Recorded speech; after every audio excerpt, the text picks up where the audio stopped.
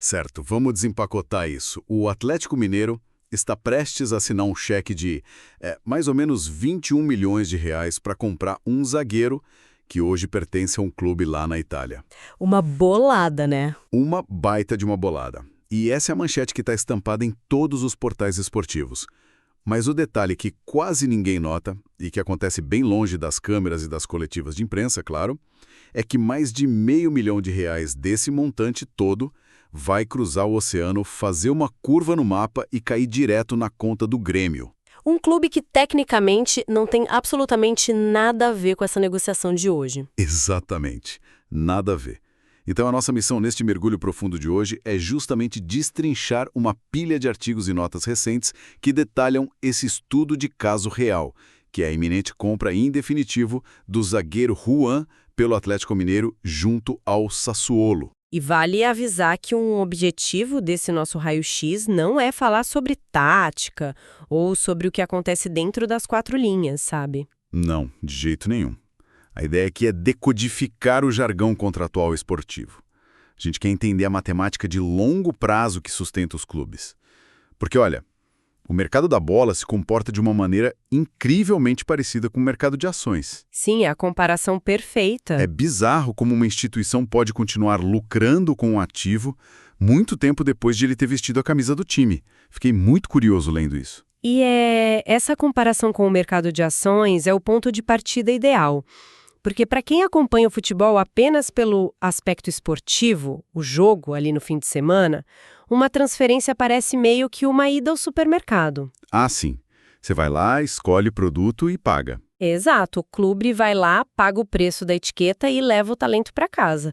Mas a realidade das salas de reunião é bem diferente.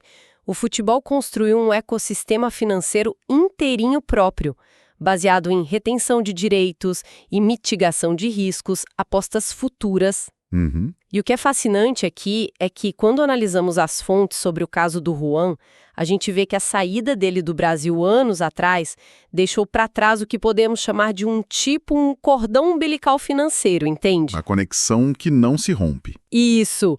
E é a ativação ou até a falha dessas cláusulas atreladas a esse cordão que acaba determinando a saúde financeira de muitos clubes formadores na América do Sul. Bom, para dar materialidade a essa história toda, acho legal a gente traçar a linha do tempo que os artigos nos fornecem, né? Claro, vamos lá. O Juan é um zagueiro que começou a trajetória dele lá no Novo Hamburgo, mas a janela de tempo que realmente importa para essa nossa análise começa em 2017. Ele chega nas categorias de base do Grêmio com 18 anos de idade. Uma fase super crítica para o desenvolvimento do atleta. Sim, aí ele se desenvolve, sobe para o profissional e fica no Clube Gaúcho até 2021, quando ele completa 22 anos. É nesse momento que acontece a primeira grande movimentação financeira. A venda original. Exatamente. O Grêmio vende o Juan para o Sassuolo, da Itália, por 5 milhões de euros. É meio que a clássica exportação de talento sul-americano para a vitrina do futebol europeu, né? É um movimento que carrega um roteiro muito familiar para quem cobre esportes. O clube brasileiro, tipo Grêmio, precisa fazer caixa rápido. O jogador busca independência financeira e aquele prestígio da Europa. E o clube italiano, o Sassuolo, adquire o que eles consideram um ativo com muito potencial de valorização. Eles compram pensando no futuro. Com certeza.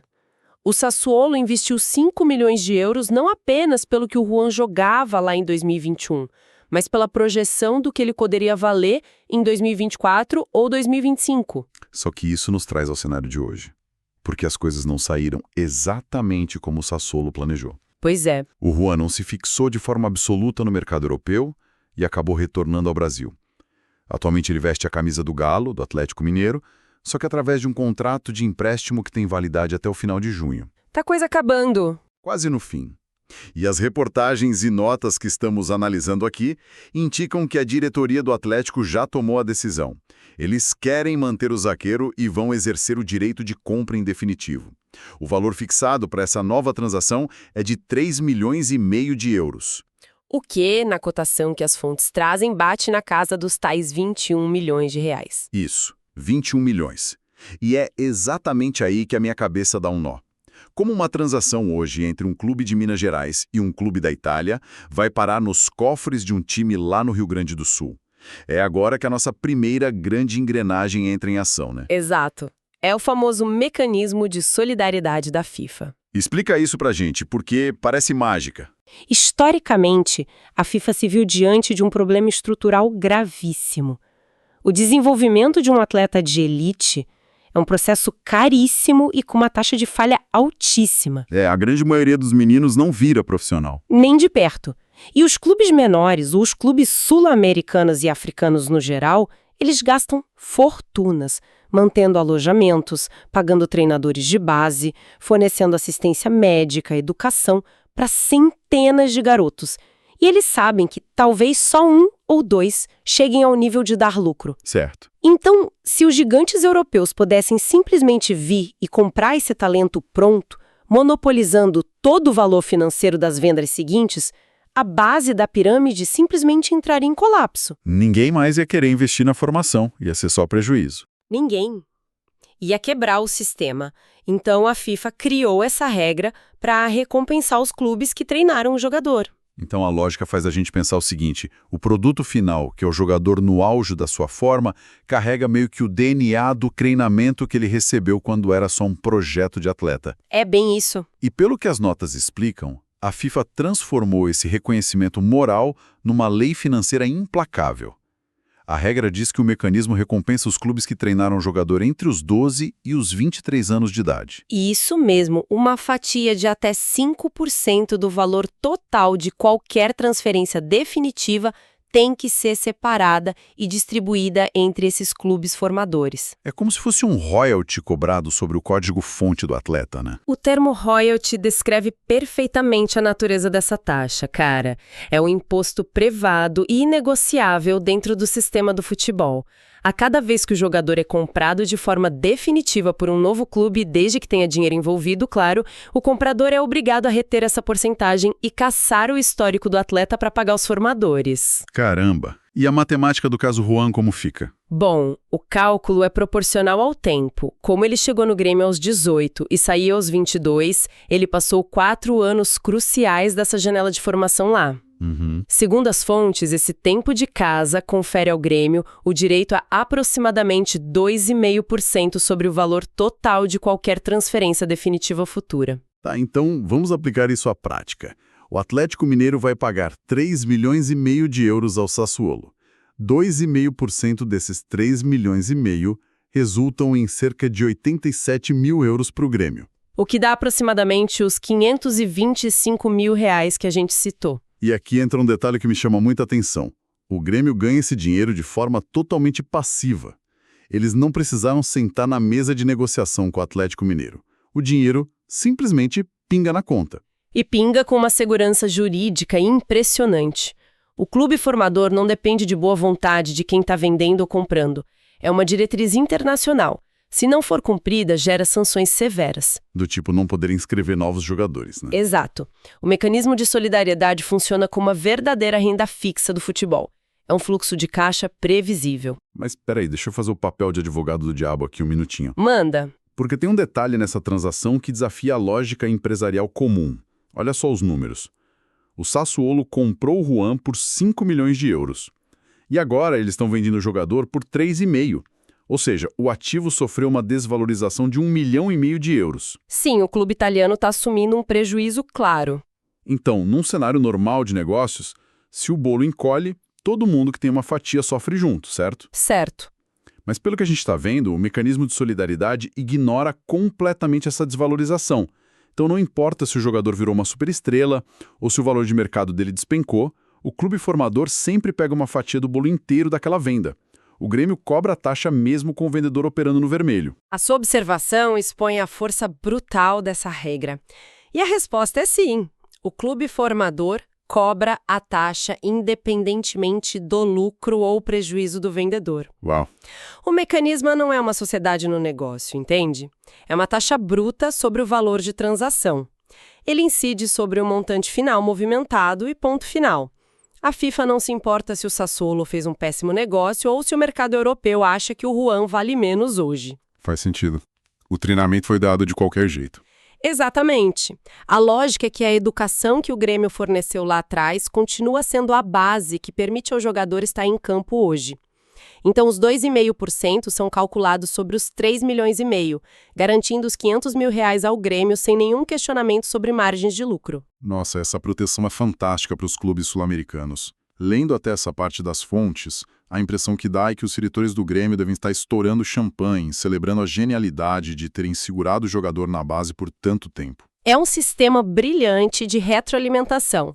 O dinheiro da Europa volta para financiar a próxima geração lá em Porto Alegre. Mas, quando avançamos na leitura dos contratos descritos pelos artigos, o cenário muda completamente de figura. Muda e muda muito. Porque a gente percebe que existia uma segunda cláusula no acordo original entre Grêmio e Sassuolo. Uma cláusula que prometia um caminhão de dinheiro muito superior a esses R$ 500 mil, mas que na realidade acabou evaporando e não rendeu absolutamente nada. Zero. E é para entender esse fracasso que a gente precisa olhar para a lógica da mais-valia. A transição do mecanismo de solidariedade para mais-valia é basicamente a transição daquela segurança da renda fixa para o alto risco da renda variável. E é aqui que a coisa fica realmente interessante. Porque, para traduzir esse conceito, a melhor analogia que as fontes nos permitem desenhar é com o mercado imobiliário.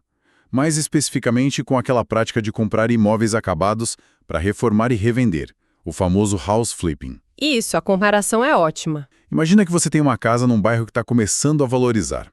Aí você vende essa casa para um investidor por R$ 500 mil.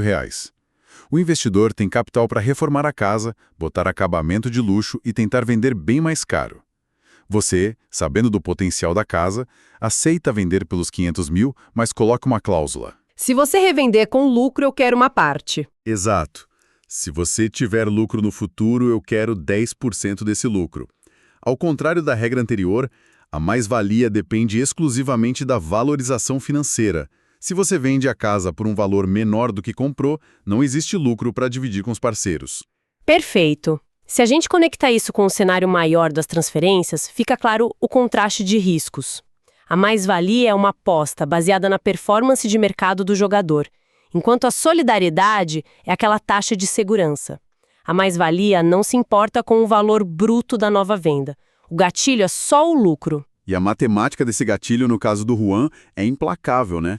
A fórmula detalhada nos textos é direta: preço da nova venda menos o preço da compra original, vezes a porcentagem da mais-valia, que era de 10% para o Grêmio. Vamos colocar os números frios na mesa para o pessoal visualizar. O Sassuolo investiu 5 milhões de euros lá em 2021. Esse é o preço da compra original, o marco zero da operação. E agora o Atlético está comprando por 3,5. Então o resultado da equação é negativo. O preço da nova venda é inferior ao preço da compra original. O Sassuolo está revendendo a casa por menos do que pagou. A reforma não deu o retorno esperado e o imóvel desvalorizou. Então a margem de lucro não existe. O lucro é zero. E 10% de zero, invariavelmente, é zero. Caramba! Isso significa que toda aquela expectativa do Grêmio de reter 10% do atleta se provou uma ilusão financeira neste caso específico. Eles não recebem um único euro por esse critério.